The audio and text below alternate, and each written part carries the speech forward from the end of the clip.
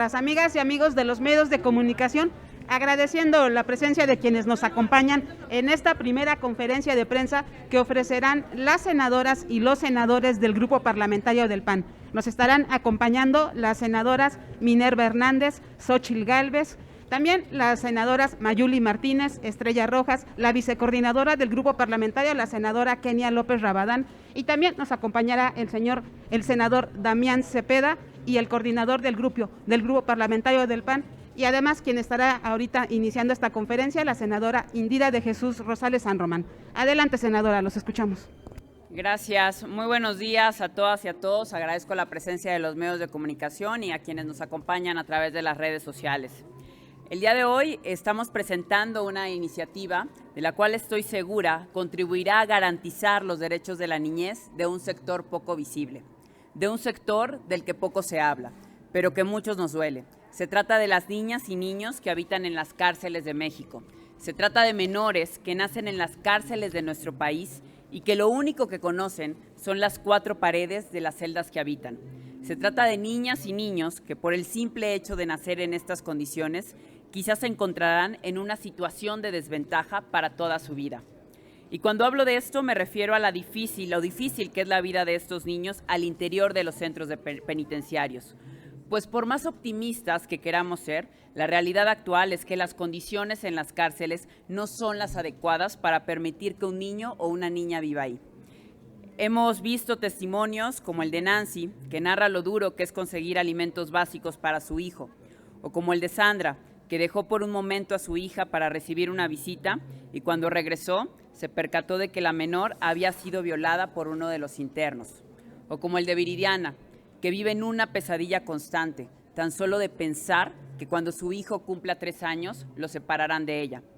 Y podríamos seguir con una serie de testimonios desgarradores, de voces de mujeres que gritan, que piden a gritos ayuda y que solo quieren lo mejor para sus hijos. Pero no es momento de lamentarnos. Como legisladores tenemos la obligación de generar condiciones para cambiar esta realidad. Hoy tenemos en nuestras manos la posibilidad de crear un futuro diferente para las niñas y niños que por situaciones ajenas viven en la cárcel. Ya basta, las niñas y niños no tienen la culpa. Por ello la iniciativa que se propone versa especialmente sobre 2 ejes. El primero, se refiere al deber de aplicar una pena alternativa a la prisión para las madres o mujeres embarazadas. En este supuesto, el juez deberá analizar el caso en concreto y, acreditados ciertos requisitos, otorgará una pena que no sea la cárcel.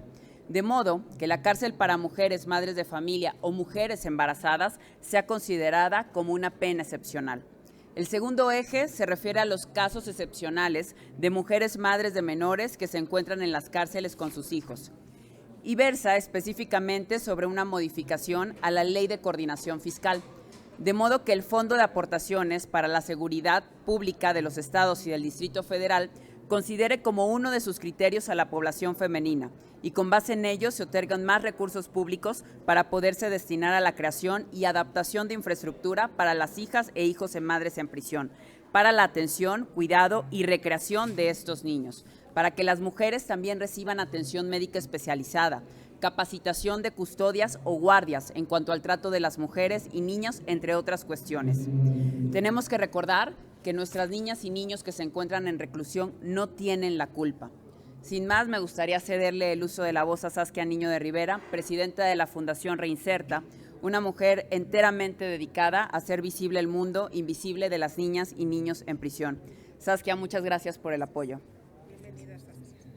Muy buenos días, muchas gracias, a los medios de comunicación, a los senadores de este Parlamento por recibirme el día de hoy y por avanzar este tema, Indira, muchas gracias, tan importante que es el de la reclusión con perspectiva de género. Y quiero empezar con una historia que me parece que es bastante simbólica respecto a la realidad de la infancia en prisión. Hubo un caso en Chile, en el país, donde una mujer que estaba acusada de 2 homicidios, le informan que su hijo de 7 años de edad tiene leucemia y que va a morir pronto. Ella escribe una carta pidiéndole al director del penal que haga el esfuerzo y que despliegue a los elementos de seguridad necesarios para que puedan llevarla al hospital a despedirse de su hijo y a estar con su hijo en este proceso tan doloroso. El director del penal se ofende, cómo es que una mujer con tan violenta y una mujer que ha dañado tanto al país se atreve a pedir un permiso como estas, ¿no? Ser la excepción a la regla. Cuando el niño muere, la mujer escribe una carta que llega hasta las manos de la ONU, y ella en la carta lo que dice, y hay que reflexionar, es: sin duda yo no tenía el derecho de estar cerca de mi hijo, yo no tenía el derecho a que se brindara una atención excepcional para mí por todo lo que yo he hecho en este país. Sin embargo, mi hijo sí tenía el derecho a tener a su mamá junto a ella cuando se estaba muriendo. Y me parece que esta historia dibuja e ilustra muy bien lo que tenemos que ver cuando hablamos con reclusión con perspectiva de género. Una cosa es las mujeres que están en prisión y otra cosa es la infancia cuyas madres están en prisión. Y tenemos que verlo ya como lo estipula la ley de ejecución penal, el derecho superior del menor. ¿Qué es lo mejor para el niño? Tendemos a malentender en este país que la justicia es sinónimo de venganza. Muchas veces nos vengamos de las mujeres en prisión, afectándolas directamente con lo que más les duele, y en su mayoría de los casos es con su maternidad, es con sus propios hijos. El 83% de las mujeres que están en prisión hoy son hijos de menores de 18 años.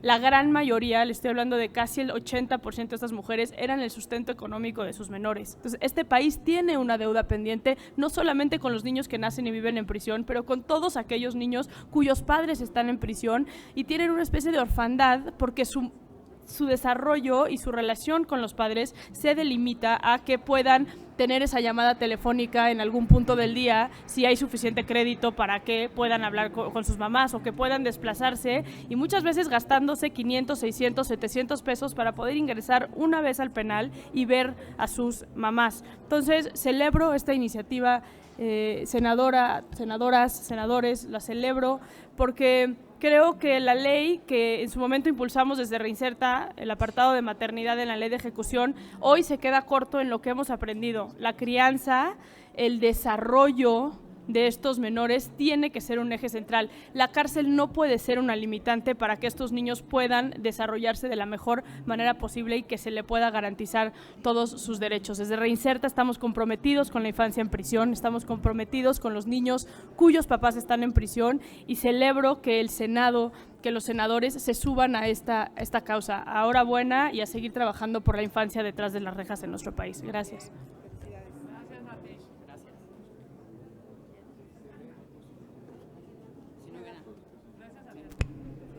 Muchas gracias. A ustedes, senadoras, senadores, les agradecemos mucho su presencia. Pues, porque hoy no se va a presentar. Sí,